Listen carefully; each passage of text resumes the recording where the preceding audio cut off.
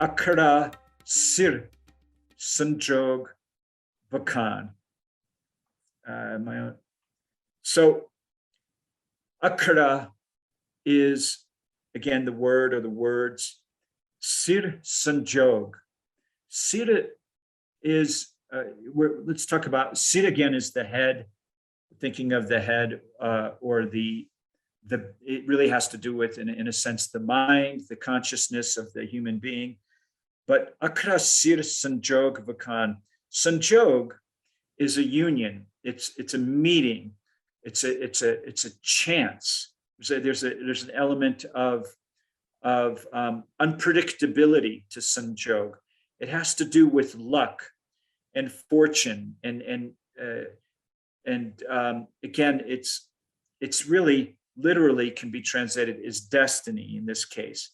So your good fortune, your good luck, your destiny is on your head with words, and it's vakan means it's described, or it's all told, or it's all experienced. This is often translated that words are the written destiny. It's referred to it on your forehead is a cultural reference here. It is referred to your destiny is already, before you even come into this world, written on your forehead.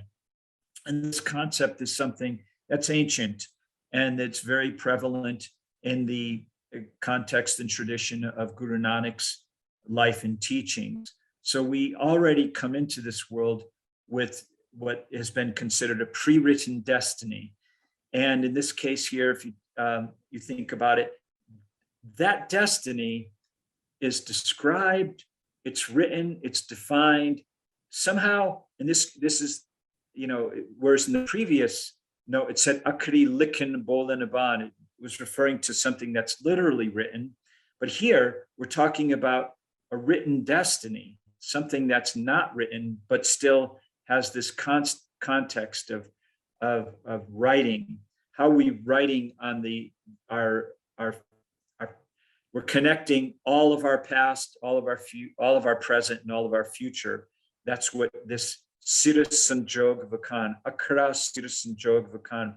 These words are what describes what is written all through our past, right now as we're speaking, and all to the future.